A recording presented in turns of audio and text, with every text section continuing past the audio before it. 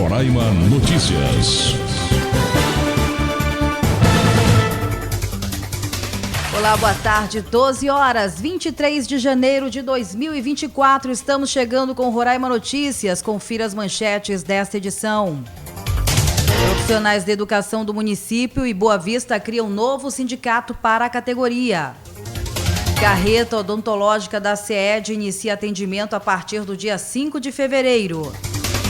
Iniciado o cronograma de entregas de leite do programa Colo de Mãe. Setor aéreo brasileiro teve 112 milhões de passageiros só no ano passado. E ainda a queda de helicóptero mata 3 italianos no Canadá, agora no Roraima Notícias, que está no ar. Roraima Notícias. Previsão do tempo. Começamos com a previsão do tempo. Claro, a parcialmente nublado, temperaturas entre 26 e 34 graus Celsius. Umidade relativa do ar variando entre 45% e 85%. Ventos com direção nordeste fracos com rajadas isoladas de vento. 12 e 1, boa tarde. Notícias locais. Roraima registrou 40 casos de intolerância religiosa nos últimos 2 anos. Uma lei federal sancionada no ano passado prevê pena de 2 a 5 anos para quem impedir ou empregar violência contra qualquer manifestação ou prática religiosa no Brasil. O Irismar Ramos.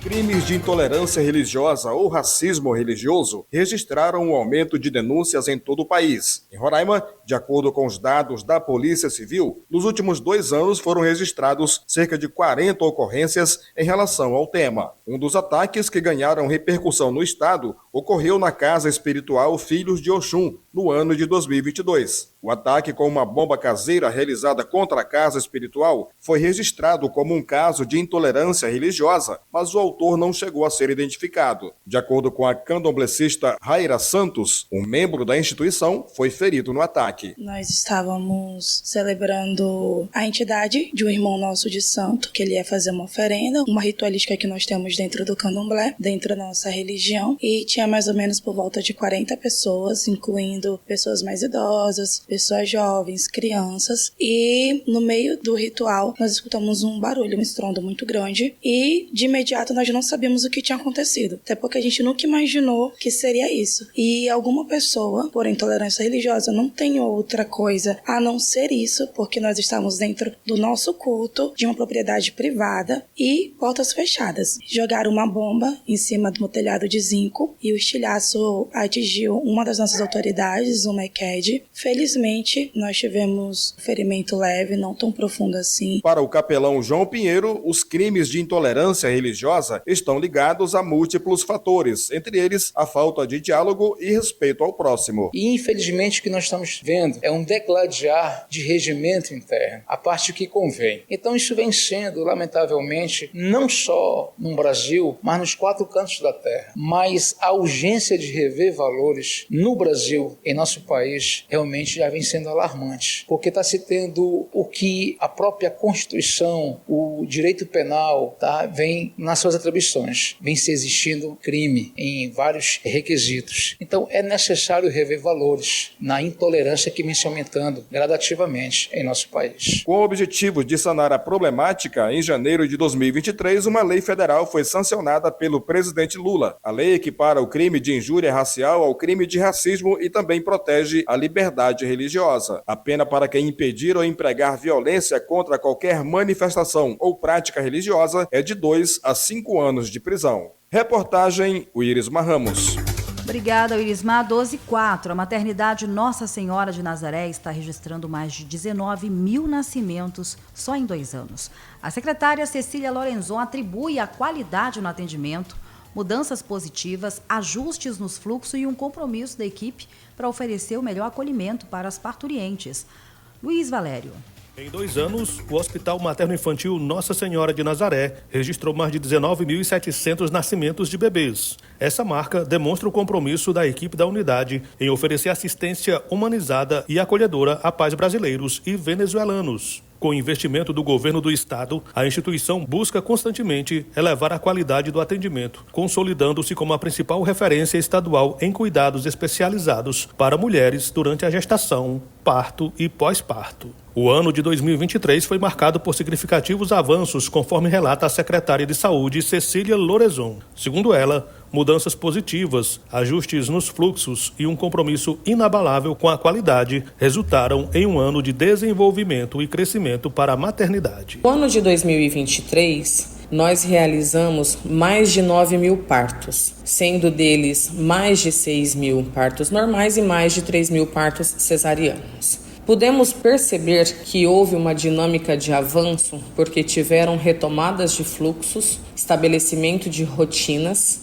formalização do protocolo de internação, facilitação e agilidade na realização de exames laboratoriais e melhor distribuição dos profissionais que estavam disponibilizados. Esse fluxo, essas alterações fizeram com que nós pudéssemos reduzir a taxa de mortalidade em comparado com o nível aceitável do Ministério da Saúde, especialmente porque nós estamos localizados na região norte, em fronteira com 2 países, que não possuem nenhum critério de regulação, cujos pacientes chegam, em sua maioria, em estado grave. Além de atender a demanda crescente devido ao aumento populacional, a unidade mantém um padrão excepcional de assistência, refletindo em números impressionantes, como a taxa de mortalidade de apenas 0,9% dos bebês em 2023, muito abaixo da média nacional. Além disso, novos projetos como o inovador Enquanto o Bebê Não Chega surgiram como protagonistas em 2023. A iniciativa visa proporcionar segurança e tranquilidade às gestantes, permitindo que conheçam a maternidade antes do parto. A maternidade não se limita apenas aos partos, estendendo seus cuidados aos recém-nascidos, exames essenciais, serviços de vacinação e atendimentos nas áreas de serviço social, fisioterapia, odontologia, entre outros, refletem o compromisso da unidade em proporcionar um início saudável de vida para os bebês. Reportagem Luiz Valério. Obrigada, Luiz Valério. 12:08. O IPEM está intensificando ações de fiscalização a produtos comercializados no Carnaval. A ideia é garantir a segurança e a qualidade dos produtos comercializados nessa época tão aguardada pela população e pelo comércio.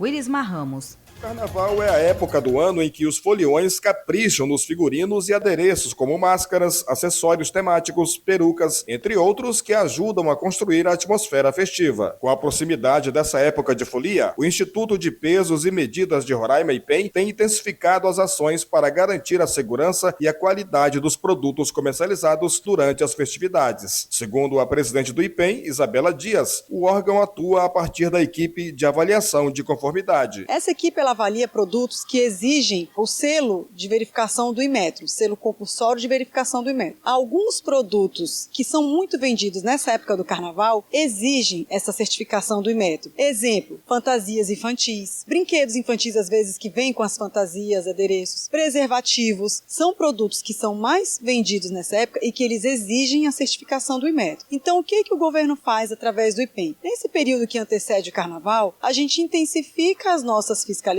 nesses itens que são mais vendidos para garantir à população que eles estão comprando produtos certificados pelo Inmetro. Dentre os itens mais vendidos no período que antecede a celebração estão as fantasias infantis. De acordo com o gerente de conformidade do IPEM, Vitor Alves, é preciso ficar atento para itens desse tipo, que necessitam da presença do selo do Inmetro. No caso de fantasias infantis, o que é necessário e indispensável ter é uma etiqueta informando o que tem na fantasia. Por exemplo, aqui o fabricante informou, é 100% poliéster, está aqui o CNPJ do fabricante, a marca, país de origem Brasil, tamanho. Então isso aqui é indispensável que tenha na fantasia quando se trata de tecido. E uma das outras questões que é muito importante os pais e responsáveis das crianças estar atento é com relação àqueles produtos que têm cordas e cordões, que não deixe de estar atento a isso aí. Por quê? Porque justamente quando não tem informação, muitas vezes o pai da criança ou o responsável compra o produto e pode causar enforcamento ou asfixiamento da criança. Além da segurança, em períodos festivos também é importante ficar atento aos direitos e deveres do consumidor. A diretora do Procon Assembleia, Mileide Sobral, dá algumas orientações em relação à compra de ingressos e o pagamento de cover artístico e também chama a atenção para as comandas. Buscar sempre realizar a compra nos pontos de venda oficial, que aí o consumidor realmente tem certeza de que ele está adquirindo um produto que vai ser utilizado por ele e que ele vai ter uma segurança maior no momento dessa utilização. Bares, geralmente, nessa época do ano também, eles já começam a se organizar. Se houver cobrança de cover, essa cobrança ela tem que ser informada ao consumidor anteriormente para que ele possa realmente escolher se ele quer ou não. E para atrações artísticas no local. Isso não vale para atrações mecânicas. Então, o consumidor tem que ter aquela atração física ali, realmente. Se há aquela ainda menção à perda de comanda e aplicação de multa, o consumidor,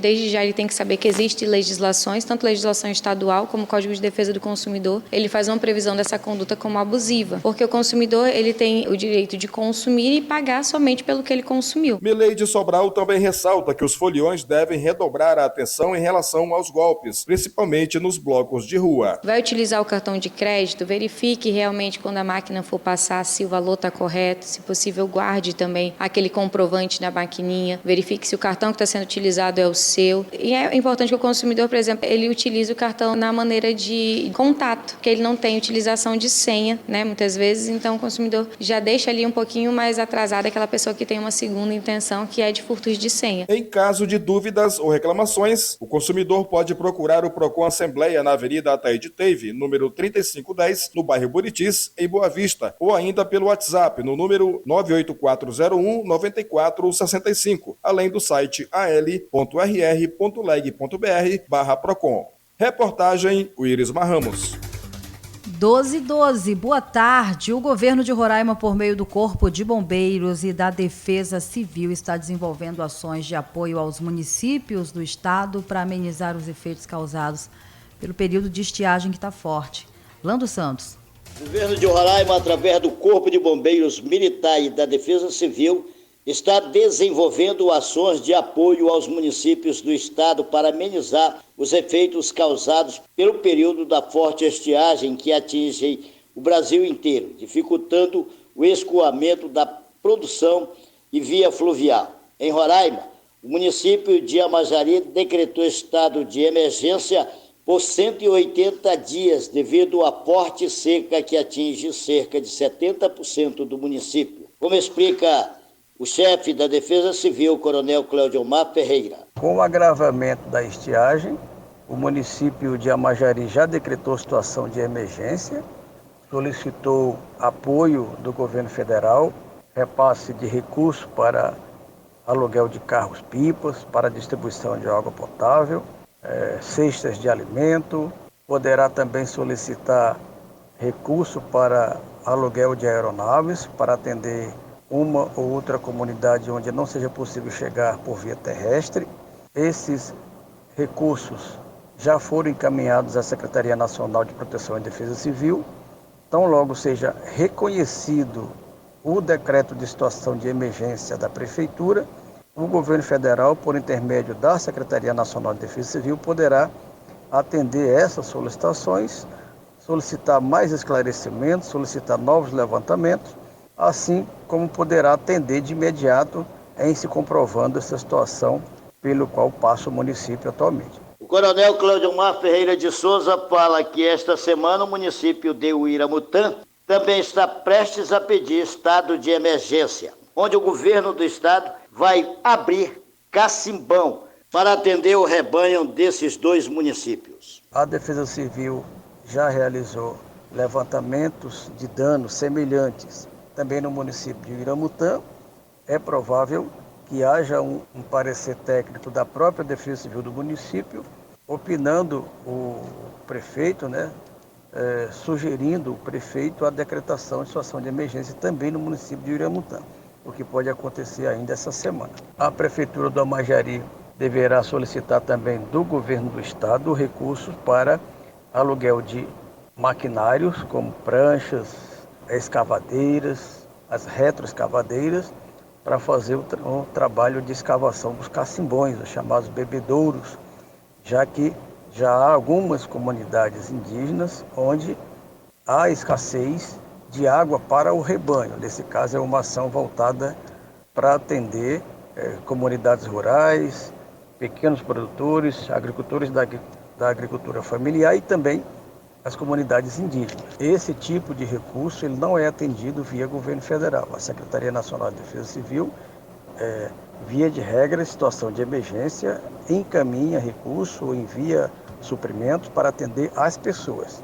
Em se tratando de rebanho, de animais, como é o caso de escavação de bebedouro, o recurso deverá ser solicitado para o próprio governo do Estado. Desde novembro de 2023, o governo do Estado está realizando a Operação Verão, atuando em todo o Estado. Foram realizadas 4.535 prevenções, 357 combates a incêndios, 8 demandas reprimidas, 6 queimadas controladas, 55 abastecimentos, que resultaram em 921,6 mil hectares preservadas. Além disso, foram identificados cerca de 1.554 focos de incêndios e utilizando o efetivo de 30 bombeiros em 441 quilômetros quadrados. Reportagem Lando Santos. Obrigada, Lando. E o prêmio Educador Transformador. Professores de Roraima, inclusive, já podem se inscrever, porque é um esforço conjunto para valorizar o trabalho de professores que promovem práticas alinhadas ao empreendedorismo. As inscrições estão abertas e seguem até o dia 5 de fevereiro. Elivane Freitas. Na busca por reconhecer e destacar projetos educacionais transformadores alinhados à educação empreendedora, a Wave Eventos Limitada, BIT Brasil, o Instituto Significare e o Sebrae Roraima, além da Secretaria de Educação e Desporto, como entidade parceira, se unem na segunda edição do Prêmio Educador Transformador, que é um esforço conjunto para valorizar o trabalho de professores que promovem práticas alinhadas ao empreendedorismo, como explica a diretora do Departamento de Desenvolvimento de Políticas Educacionais da CED, Rosilda Garcia. Objetivo: reconhecer e destacar os projetos pedagógicos implementados por professores de todo o Brasil entre os anos de 2021 e 2023, na qual a edição do prêmio dos projetos participantes terá a oportunidade de concorrer nas etapas estadual, regional e nacional. A iniciativa é destinada a professores vinculados a instituições de ensino que ofertam educação infantil, ensino fundamental 1 e 2, ensino médio regular, educação profissional técnica, educação superior e a EJA, educação de jovens e adultos. A participação é voluntária e gratuita, exclusivamente para docentes atuantes no momento da implementação do projeto. A inscrição é realizada por meio do preenchimento de um formulário disponível na plataforma oficial do prêmio, educadortransformador.com.br, ou no aplicativo Prêmio Educador Transformador. Reportagem Elivane Freitas. Obrigada, Elivane, pelas informações. 12 horas e 18 minutos. Aproveitar e mandar uma boa tarde para as pessoas que nos acompanham por meio das nossas plataformas digitais. A Rádio Roraima, além de acompanhar e de estar presente em todo o estado de Roraima pelas ondas da AM 590, também está atualizadíssima nas plataformas digitais. No canal do YouTube, muito obrigada pela sua participação. Aproveita, inscreva-se no canal, ativa o sininho e crie o hábito de todos os dias estar pontualmente conosco meio-dia e compartilhar as informações com o seu público da sua rede social. Também um abraço à turma aí pelo Instagram e pelo nosso aplicativo. Exatamente, viu? Muito obrigada pela audiência de todos. 12h19, boa tarde. Passageiros com direito à gratuidade devem fazer recadastramento para uso da biometria facial no transporte público. Essa medida ela é obrigatória para todos os beneficiários da gratuidade, que inclui idosos acima dos 65 anos e pessoas com deficiência e estudantes. Poliana Araújo. A empresa Cidade de Boa Vista Transportes Urbanos Limitado, responsável pelo transporte público coletivo na capital Boa Vista, inicia hoje o recadastramento dos passageiros que têm direito à gratuidade total ou parcial. O objetivo é habilitar a biometria facial. Os antigos validadores de bilhetagem eletrônica, dispositivo onde o cidadão passa o cartão para liberar a catraca presente nos ônibus, estão em fase de substituição por equipamentos com a nova funcionalidade.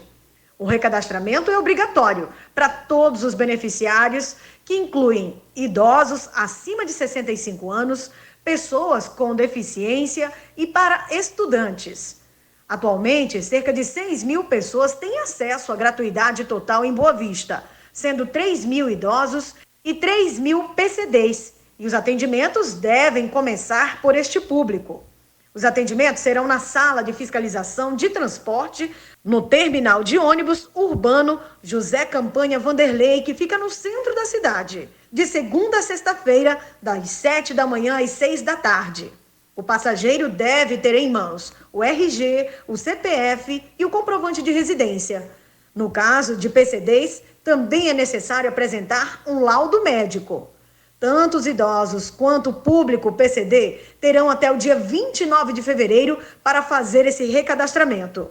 Porém, os idosos foram divididos em 2 grupos, de acordo com a faixa etária, e devem seguir um cronograma específico. As pessoas acima de 70 anos terão entre os dias 22 de janeiro a 3 de fevereiro para comparecer ao terminal.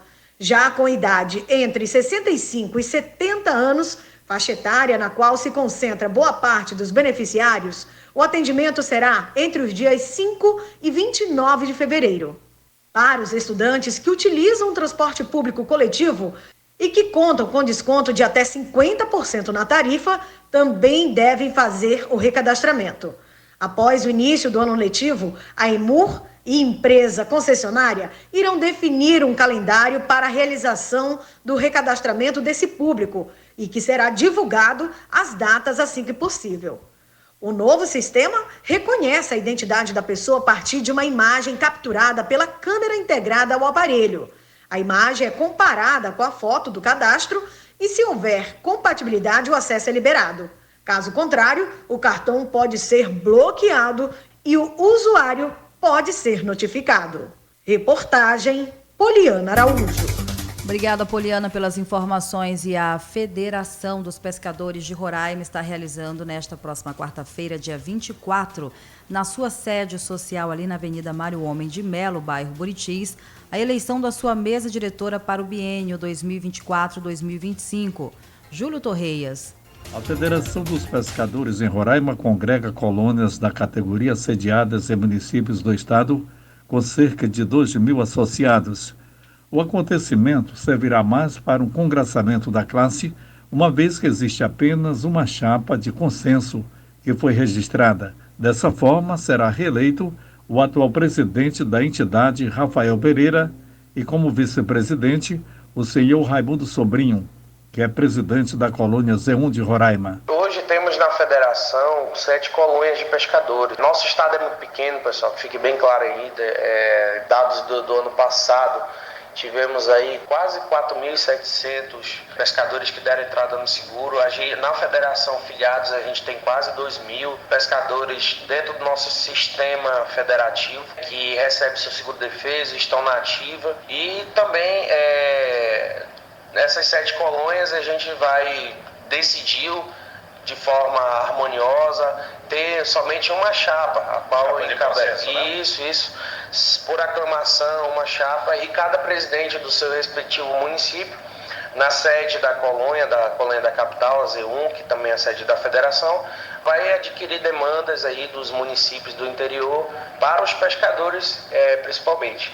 Também convidei alguns vereadores com mandato dos seus respectivos interiores, também convidei alguns prefeitos e também alguns deputados estaduais, né, que possam participar, e deputados federais e até senadores e o próprio governador do estado, que possa a gente apresentar algumas demandas. Pereira ressaltou que a federação ganhou nos últimos anos uma ajuda importante dos parlamentares da bancada federal, que tem direcionado emendas no orçamento para a compra de kits de pesca, composto de motores, barcos, geladeiras, emalhadores, entre outros.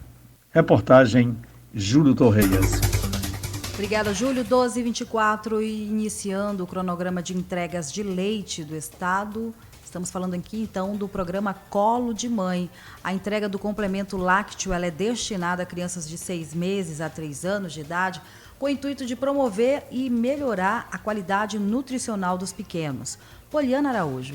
O governo de Roraima, por meio da CETRABS, que é a Secretaria do Trabalho e Bem-Estar Social, e da Secretaria Extraordinária de Desenvolvimento Humano e Social, está realizando no mês de janeiro a entrega de leite para as beneficiárias do projeto Colo de Mãe. No último dia 18 foi realizada a primeira entrega do ano. Mais de 1.700 beneficiárias vão receber o leite.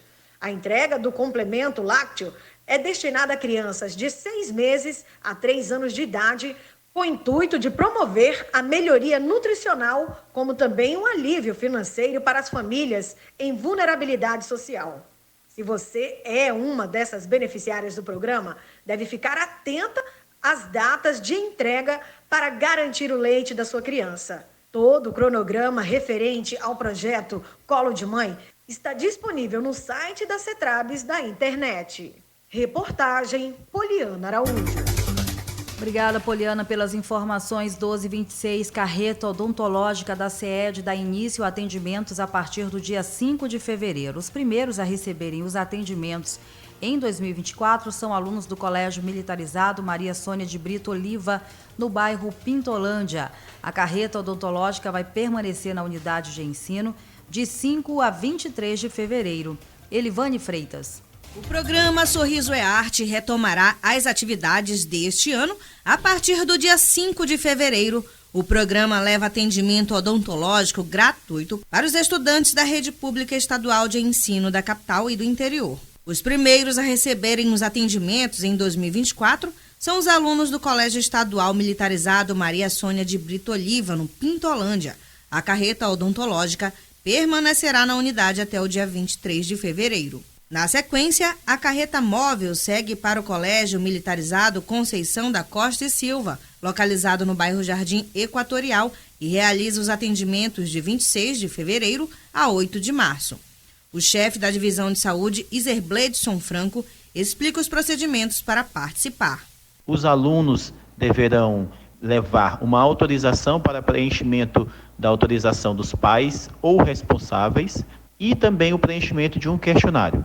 A equipe organizará o atendimento turma por turma em determinado período enquanto estiver naquela unidade escolar. No interior do estado, outra unidade móvel percorrerá o município de Caracaraí, atendendo a escola estadual, localizada na Vila Petrolina. E em seguida, a carreta segue para Iracema e atenderá os alunos do Colégio Militarizado Dom Pedro II.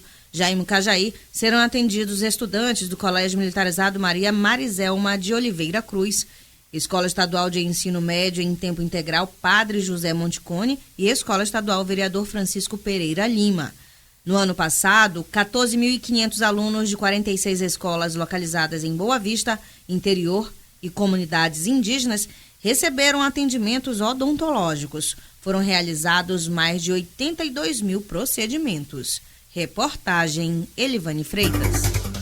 Obrigada, Elivane. Matrículas abertas. O prazo para matrículas dos aprovados no vestibular do curso de agronomia e no processo seletivo dos cursos técnicos de aquicultura, agropecuária e agroindústria do campus Novo Paraíso deu início ontem, dia 22, exclusivamente online.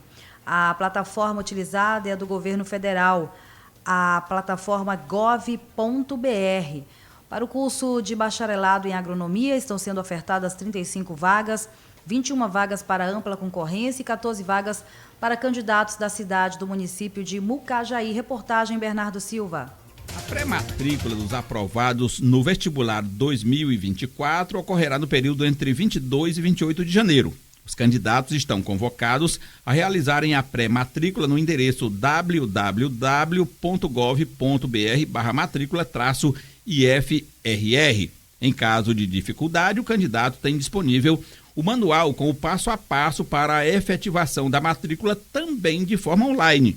Para mais informações, o edital 20-2023 está disponível em sgc.ifrr.edu.br. O resultado final do edital 19-2023, bem como as demais publicações referentes ao processo seletivo para o ingresso dos 141 novos alunos nos cursos técnicos de agricultura, agropecuária e agroindústria do campus Novo Paraíso, também estão disponíveis.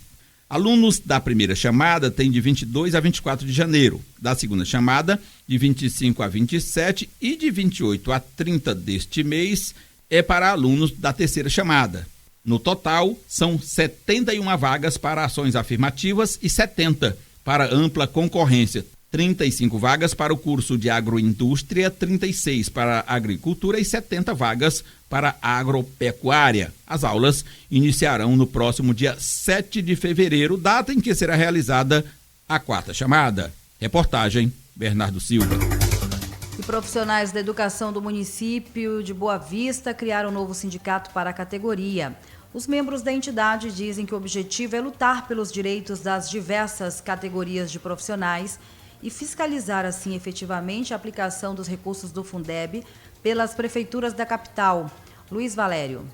Profissionais da educação municipal iniciaram um movimento e uniram esforços para a criação de uma nova entidade que vai agregar a categoria, denominada de Sindicato dos Profissionais da Educação Municipal de Boa Vista, SINPEM. Este sindicato, cuja criação está em andamento, tem como objetivo principal fornecer suporte legal e jurídico para a fiscalização efetiva dos recursos destinados à educação municipal, incluindo o Fundo de Manutenção e Desenvolvimento da Educação Básica, o Fundeb. A iniciativa de criar o SINPEM surgiu da necessidade percebida pelos profissionais da educação de terem uma plataforma organizada para reivindicar melhorias salariais, condições estruturais aprimoradas, realização de novos concursos públicos e outros direitos junto à Prefeitura de Boa Vista. A comissão responsável pela criação e fundação do sindicato realizou suas primeiras reuniões em janeiro, marcando o início oficial da empreitada. Inicialmente, a comissão propôs o nome de Sindipem para o novo sindicato. No entanto, diante da existência de uma entidade econômica semelhante em Roraima, o Sindicato dos Policiais Penais do Estado, os membros optaram por modificar o nome para evitar possíveis confusões. Assim, decidiram que o sindicato se chamaria SINPEM, refletindo seu compromisso com a representação efetiva dos profissionais da educação de Boa Vista. O SINPEM terá como principal propósito centralizar as demandas por direitos específicos dos profissionais da educação municipal, além de assumir a responsabilidade pela fiscalização rigorosa dos recursos destinados à educação. Membros da Comissão de Criação e Fundação do Sindicato expressaram suas razões para apoiar essa iniciativa. A professora Regi Carvalho enfatizou a importância de fortalecer a luta pela preservação dos direitos dos profissionais da educação, pressionando tanto a administração pública quanto a Câmara Municipal para uma utilização mais eficaz dos recursos do Fundeb. O SINPEM surge quando surge a necessidade de intensificar a luta para manter os direitos dos profissionais de educação do município. É através dessa união, através dessas ações que nós vamos pressionar a administração para que os recursos que são destinados para os profissionais da educação sejam melhor aplicados. E nós estamos falando do recurso do Fundeb, que é o recurso que paga todos os profissionais da educação. Então, para fiscalizar, para destinar, para saber onde é que essas verbas estão sendo realmente investidas, de que forma, de que maneira e por quê. Bem, é essa a ação que o SINPEM vem fazer. Um dos membros da comissão organizadora do novo sindicato, o professor Gilson Costa, ressaltou que chegou a hora dos profissionais da educação municipal terem uma voz mais ativa. O objetivo do SINPEM é ter um diálogo de construção para atender os anseios da categoria, seja no cumprimento das leis do piso salarial, bem como a melhoria nas condições de trabalho dentro das escolas. Visamos também que nossos sindicalizados tenham acesso à área social, saúde e convênios para atender os associados e seus dependentes.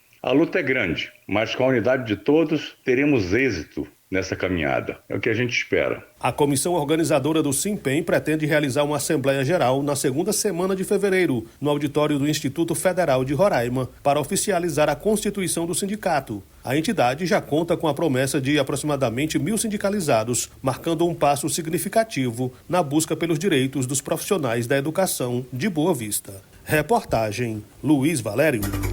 Obrigada, Valério. A final da Copinha 2024 vai acontecer no dia 25 de janeiro, na próxima quinta-feira, agora, depois de amanhã, às 14h30 em São Paulo. Vai completar aí 470 anos. A decisão entre o Corinthians, que venceu o Novo Horizontino, e o Cruzeiro, que bateu o Flamengo nas semifinais, e será disputada no estádio Neoquímica Arena, casa do Corinthians. A seleção brasileira sub-23 faz sua estreia no torneio pré-olímpico hoje contra a Bolívia às 16 horas em Caracas, na Venezuela. A competição dá 2 vagas para a América do Sul nos Jogos Olímpicos Paris 2024. Reportagem Bernardo Silva. Ainda no panorama nacional, 9 jogos serão disputados hoje pelos campeonatos estaduais, com destaque para o São Paulo, que hoje enfrenta o Mirassol. Ontem, o tricolor paulista fechou uma parceria com a empresa Sideral Linhas Aéreas e agora terá um avião particular por 2 anos para suas viagens pelo Brasil e também pelo exterior. Caberá ao Corinthians o pagamento da multa pela rescisão do contrato com a PixBet, que deixou de patrocinar o clube após o acordo do Timão com a VaiDebet. A multa, que era de 30 milhões, caiu para 20 e a VaiDebet arcará com o pagamento mais o patrocínio de 370 milhões por 3 anos de contrato. Aqui em Roraima, os 2 representantes do estado na Copa do Brasil conhecerão os seus adversários amanhã, data em que a CBF fará o sorteio dos 40 duelos entre times de diferentes divisões do futebol brasileiro, que serão decididos em partidas únicas. Foi lá, ganhou, continua, dependendo de onde é o jogo. Por exemplo, o São Raimundo vai jogar fora, ou seja, se não perder, seguirá adiante. Mundão, que iniciou os treinamentos ainda na semana passada. E o técnico Chiquinho Viana faz agora um balanço do que foram os primeiros dias de atividade. Foi uma semana proveitosa, onde a gente tentou demonstrar aos atletas o meu pensamento sobre como o São Raimundo joga. Eu tentando mostrar para alguns como o São Raimundo joga, por que eu preciso que eles estejam condicionados atleticamente para exercer essas funções. Se eles não estiverem, eles não vão conseguir exercer, então terão dificuldades, mas a gente demonstrou isso e foi uma semana muito prazerosa, porque assim, a gente evoluiu bastante, voltamos hoje, já trabalhamos agora pela manhã no trabalho de academia, vamos à tarde, vou passar a programação para você, para seguir, ter esse itinerário de início de temporada, onde vamos trabalhar forte até a chegada dos primeiros amistosos, para que a gente consiga já soltar a equipe, já buscar uma definição, né? Ressaltando que quarta ou quinta já sai o nosso adversário, e aí a gente direciona basicamente os trabalhos para esse jogo, que é o jogo teoricamente mais importante do ano. Com 14 remanescentes do elenco do ano passado, ontem à tarde o Grêmio Atlético Sampaio apresentou sua comissão técnica, jogadores e diretoria no Estádio Canarinho. Dos 30 jogadores que estão no elenco deste ano até o momento, 4 deles foram promovidos das categorias de base do clube. O zagueiro Fabrício, o meia Pedrinho e os atacantes Guilherme e Cauã Felipe. O português Paulo Morgado será o técnico da equipe na temporada. Na apresentação, ele falou sobre a expectativa de trabalhar em Roraima. Bom, é uma expectativa grande, um orgulho também, e com muito prazer que venho para Roraima trabalhar. Já conhecia Boa Vista, mas não conhecia o campeonato de Roraima. É uma expectativa grande, com prazer enorme e com vontade de vencer. Sobre o estadual, Morgado promete disputar o certame lutando pelo título do começo ao fim e buscar a quebra da hegemonia do octacampeão São Raimundo. Vamos tentar dificultar, tentar chegar à final e disputar esse título. Não vinha para Boa Vista se fosse só para trabalhar por trabalhar, senão ficaria em Manaus e ia para outro estado. Gosto de lutar por títulos, é esse o nosso objetivo, e com os jogadores que nós temos, neste momento, tenho a certeza absoluta que temos time competitivo para lutar pelo título. E com o trabalho a gente vai fortalecendo e vamos ver se esse octacampeão vai ganhar mais algum título deste ano. O meio-campista Jorel, remanescente do elenco do ano passado, está otimista com as novidades e olha para frente com a pretensão, inclusive, de passar de fase na Copa do Brasil. A gente fica com uma expectativa boa, né? O professor tem um passado bem bom no futebol, o amazonense tem feito uma boa competição aí atrás. E a gente está com o nosso elenco remanescente bom. Chegou uma rapaziada de fora que veio para somar. A gente está almejando uma segunda fase da Copa do Brasil, né? Esse ano já abriu mais uma vaga, a gente almejou ela, abençoou a gente para ser participante da segunda vaga. Então a gente vai atrás dessa segunda fase, que o São Raimundo ano passado conseguiu almejar essa vaga, então a gente vai estar também de almejar essa segunda vaga com a gente pela Copa do Brasil. A Federação Roraimense de Futebol tem reunião marcada para o próximo dia 31, quando apresentará inclusive uma nova sede e, na oportunidade, os times confirmarão suas participações no campeonato estadual deste ano, previsto para iniciar no dia 16 de março. Reportagem, Bernardo Silva. Obrigada, Bernardo. 12h40. Giro de polícia com Lando Santos. Boa tarde, Lando. Boa tarde. Uma mulher de 31 anos foi presa durante uma denúncia anônima que ela estaria traficando noia no centro da cidade. A prisão foi realizada pelos policiais do 1º Batalhão de Polícia Militar ao realizar o baculejo. Quando chegou no local, a equipe realizou aquele baculejo. 4 homens e 3 mulheres. Um pangaio de gato viu a presença da polícia e correu para dentro de um barraco. Lá no barraco, a polícia encontrou com ele mais maconha, mais grana, R$1.153, e tinha 5 dolores. Não era dolores, era dólar americano. Aí a casa caiu, o barraco derrubou. Já era pangaio de gato. 2 rapazes de 20 e 21 anos foram encaminhados ao Hospital Geral de Roraima depois que um homem de 43 anos invadiu a preferencial, atingiu a moto que eles estavam neste acidente da rua Carmelo com a rua Delman Veras, lá no Pipi. Todo dia tem acidente nesta rua, tem placa de sinalização e os caras não respeitam. Hein, Rosa? Mais um traficante caiu com a boca na moringa. Levou aí os policiais militares da Força Tática do Batalhão de Operações Policiais, do BOP, falou que a prisão do traficante de 27 anos, ele foi pego com a boca na botija e estava com cocaína. A equipe realizava radiopatrulhamento pelo bairro Olímpico quando viu o Zé Ruela. Este é o segundo que está ali no bairro Olímpico, na Avenida Olímpica, na divisa com o Jockey Club. Ele foi pego com uma porção de cocaína. A casa caiu. E um policial penal de 41 anos bateu contra 4 carros oficiais que estavam estacionados em frente aqui ao Palácio Senador Hélio Campos, no Centro Cívico, na madrugada de ontem. Segundo o APM, ele estava chapado, embriagado, cheio do mocororó e foi preso. Os 4 carros atingidos pelo policial eram novos e estavam adesivados para uso em serviço da Polícia Civil. Ao ser informado que seria preso, aí ele ficou valente. O policial penal resistiu à prisão, ficou brabo, xingando todo mundo, indo para casa do Alho, para casa do Carvalho, porque ele era policial penal, não tinha que ser preso. Aí já viu.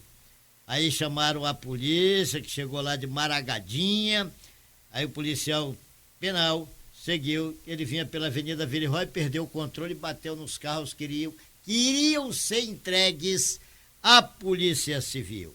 Uma mulher que trafegava de moto na Glaicon de Paiva, no São Vicente, foi vítima de atropelamento no cruzamento com a Avenida Surumu.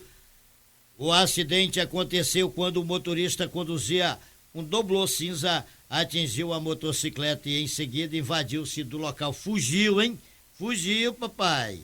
E o pedreiro de 38 anos foi preso depois de agredir a esposa de 39 com uma corrente. Isso foi uma discussão por causa de uma bicicleta na madrugada de ontem, em um posto de combustível no raiar do sol. A vítima disse aos policiais do 2º Batalhão da Polícia Militar que foi até o posto de gasolina em busca de sua magrela, que estava com um infrator que se recusava a entregar. Após uma discussão, o homem concordou em devolver a bicicleta, mas disse: leva a bicicleta, mas eu não dou a corrente. para você trancar esta bicicleta. Aí o agressor disse que a corrente ele não ia dar. E se ela quisesse, podia pegar lá na marra, mas ele não ia entregar. Aí deu logo uma correntada no braço esquerdo da mulher. E para se defender, a mulher deu um soco no meio do pau da venta dele, correu lá para o 5º Distrito Policial para pedir ajuda. O homem foi preso já em casa. Estava lá em casa. Quando ela correu para a delegacia, ele correu para casa. Aí quando chegou em casa, a polícia, ô safado, dormindo aí, leva logo, acorda, vagabundo. Bora que tu vai beber água de canequinha. E uma academia lá no Cidade Satélite foi alvo de furto. Entre os cacarecos roubados pelos invasores estavam 3 televisões, fios de energia, tudo numa obra, bem do lado da academia. Levaram, fizeram limpa.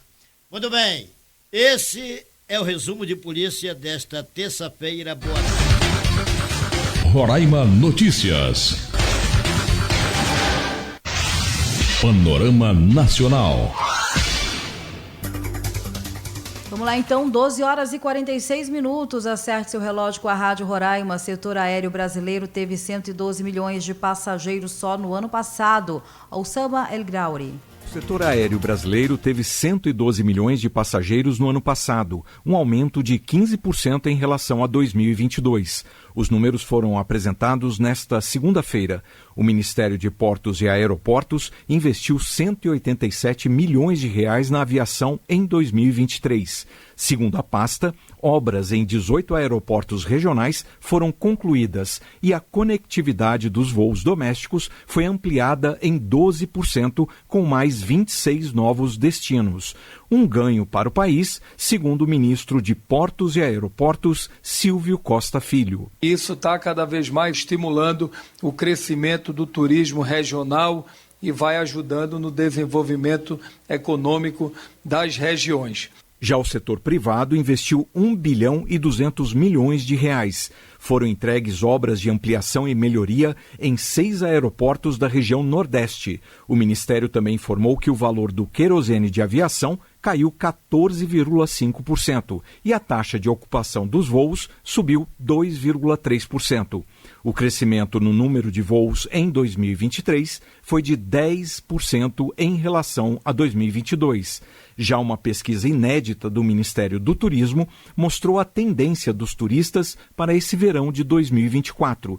Segundo a pasta, até março, 1 em cada 3 brasileiros deve viajar e 75% deles vão fazer viagem de férias. Quase 100% deles têm como destino cidades brasileiras e metade pretende ir à praia. Os principais destinos são São Paulo, Rio de Janeiro e Bahia. E o Nordeste e o Sudeste devem levar mais de 80% dos turistas neste verão. Da Rádio Nacional em Brasília, Oussama El Gauri. 12h48, o governo vai apresentar plano para ação permanente na terra indígena Yanomami. Ana Lúcia Caldas. Até o fim da semana, a região da terra indígena Yanomami terá um projeto para atuação permanente das Forças Armadas. A informação é do ministro da Defesa, José Múcio Monteiro, que atende a pedido do ministro da Casa Civil da Presidência da República, Rui Costa, coordenador da operação interministerial na região. Segundo José Múcio, por causa da persistência da crise humanitária, o próprio presidente Lula também pediu, há cerca de 2 semanas, uma proposta definitiva após longa reunião com representantes de outras pastas envolvidas com a questão indígena. Desde janeiro de 2023, o Ministério da Defesa integra a força-tarefa do governo federal para a proteção dos indígenas, além de atuar no combate a crimes entre fronteiras e ao garimpo ilegal na região, sendo responsável também pela infraestrutura de toda a operação de assistência humanitária aos Yanomami, devido à necessidade de grandes deslocamentos feitos por aviões da FAB. José Múcio citou a distribuição de cestas de alimento. O ministro negou ainda a indisponibilidade de aeronaves para levar outros ministros à terra Yanomami na última semana, e reforçou que o diálogo entre os ministérios já existe. Com informações da Agência Brasil, da Rádio Nacional em Brasília, Ana Lúcia Caldas. Obrigada, Ana Lúcia. Volta às aulas. Quais são os cuidados com a saúde no fim das férias? Reportagem Renato Ribeiro. Acompanhe. As férias escolares já estão chegando ao fim. Com a volta às aulas, pais e responsáveis devem redobrar a atenção com os pequenos. Espirro, tosse, nariz escorrendo e diarreia são comuns nesse período. A ideia é evitar o contágio por doenças que podem ser transmitidas na escola. Então, a caderneta de imunização deve estar em dia. A pediatra Blenda Jales explica que as vacinas protegem, previnem ou reduzem o adoecimento. Exemplo de meningite e doenças respiratórias. Fevereiro, março, a gente já está esperando que vai entrar num novo ciclo das doenças respiratórias, principalmente bronquiolite, que é o período de circulação de um vírus chamado sincicial respiratório. E aí todos os anos tem uma alta demanda para esses quadros respiratórios, os hospitais ficam sobrecarregados, não muito infrequentemente ficam sem atendimento, e esse período aí vai até mais ou menos março, junho, começa a melhorar agosto. A pediatra Blenda Jales disse que é importante tomar cuidado com diarreia e dengue. De agosto a setembro, a gente entra no período das diarreias, dos vômitos. Nesse período aí os quadros gripais ficam praticamente o ano inteiro, principalmente para as crianças que frequentam creche, que tem uma taxa de contágio, de infecções maiores ao longo do ano. E agora, nesse começo do ano, também esperado dengue. Ao procurar uma unidade de saúde, não esquecer dos cartões do SUS e de vacina, além de um documento oficial da criança. Outras preocupações incluem higiene das mãos, alimentação balanceada e horário de sono. Tudo isso ajuda a garantir melhor imunidade e um retorno tranquilo ao ambiente escolar. Da Rádio Nacional, em Brasília, Renato Ribeiro.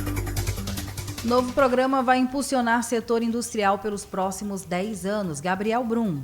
300 bilhões de reais vão financiar as novas medidas de estímulo à indústria até 2026. A ideia do programa Nova Indústria Brasil é impulsionar o setor industrial pelos próximos 10 anos. A iniciativa prevê linhas de crédito, subsídios e uma política de obras e compras públicas com incentivos ao conteúdo local. A nova política para o setor foi lançada nesta segunda-feira pelo vice-presidente e ministro do Desenvolvimento, Indústria, Comércio e Serviços, Geraldo Alckmin. Ele falou na reunião do Conselho Nacional de Desenvolvimento Industrial. Da indústria inovadora, eu queria destacar os 300 bilhões de reais, mas que é importantíssimo para o desenvolvimento industrial. Nós temos aí praticamente 182 bilhões na questão de crédito, nós temos também na área da pesquisa. O presidente Lula ressaltou a necessidade de colocar em prática as medidas apresentadas. É muito importante para o Brasil que a gente volte a ter uma política industrial inovadora, totalmente digitalizada como o mundo exige hoje, e que a gente possa superar de uma vez por todas esse problema do Brasil nunca ser um país definitivamente grande e desenvolvido. O diretor de Desenvolvimento Industrial e Economia da CNI, Rafael Lucchesi, declarou que o setor precisa de mais que isso, mas que a política é um bom começo. Ainda é pouco, precisamos fazer mais, mas é um belo ponto de partida. Vai alavancar muito. Veja só, todos os países no mundo praticam política de conteúdo nacional. Todos os países no mundo praticam política de apoio à exportação, inclusive de serviços, todos, sem exceção. O novo programa é baseado em 6 tópicos, ou missões, como são chamados, com metas a serem atingidas nos eixos agroindústria, infraestrutura, saneamento, moradia e mobilidade, indústria da saúde, bioeconomia, defesa nacional e a transformação digital da indústria. Da Rádio Nacional em Brasília, Gabriel Brum. Roraima Notícias. Notícia Internacional. 12h54, a Organização do Tratado do Atlântico Norte assinou nesta terça-feira, dia 23, contratos no valor de 1,2 bilhões de dólares para comprar 220 mil projéteis calibre 155 milímetros, né? Olha, uma informação até que a gente fica meio assim, diante de tanta escassez, de tanta fome, de tanta coisa precisando de investimentos robustos, né? Mas vamos lá. 220 mil projéteis, 1,2 bilhões de dólares. O intuito é reabastecer reservas esgotadas como ajuda à Ucrânia, que está em guerra. Os contratos foram assinados com a empresa francesa Nexter e a alemã Microtech. E segundo uma fonte ligada à aliança, ambas deverão fornecer aos aliados da Aliança Atlântica cerca de 220 mil obuses desse calibre, com entrega prevista para o final de 2025. O secretário-geral da OTAN, Jens Stoltenberg, destacou que é importante que os aliados reabasteçam suas reservas, já que continuamos apoiando a Ucrânia, disse o secretário. As reservas estratégicas dos países da OTAN foram severamente afetadas pelas entregas desse tipo de projétil a Kiev. Em 2023, o bloco lançou um plano para reforçar a produção dos países da aliança. Segundo Stoltenberg, a aliança militar não contempla qualquer ameaça direta ou indireta contra um aliado da OTAN, embora, obviamente, estejamos monitorando o que a Rússia faz. E 3 italianos morreram na queda de um helicóptero da região na Colômbia Britânica, no Canadá, na última segunda-feira, dia 23. O grupo participava de uma excursão que utiliza helicópteros para levar esquiadores às áreas remotas nas montanhas próximas à cidade de Terrance. Outras 4 pessoas estão em estado grave devido ao acidente. As 3 vítimas eram da região italiana de Tretino Alto, e também pertencem à família que controla a rede de vestuário e artigos esportivos, a Spotler. Em declaração à imprensa canadense, John Forrest, presidente da Northern-Scape, que é proprietária do helicóptero, disse que está trabalhando em estreito contato com as autoridades para apoiar as investigações. Roraima Notícias. 12 horas e 57 minutos, chegamos ao final da edição de hoje. Apresentação Mariângela Marinho, coordenação de jornalismo Júlio Torreias, reportagem Poliana Araújo, Bernardo Silva, Elivane Freitas, Luiz Valério, Lando Santos e Irismar Ramos. Apoio da equipe da Rádio Agência Nacional, Senado, Câmara e Agência do Rádio. Edição técnica de Elias Rodrigues e Carlos Célcio. Na mesa de operação, Tancredo. Redação de Rejane Parente. Direção de programação Marcelo Ganeve. Direção-geral Damião Marques. Tenham todos uma ótima tarde. Rádio Roraima. Um show de comunicação. Um show de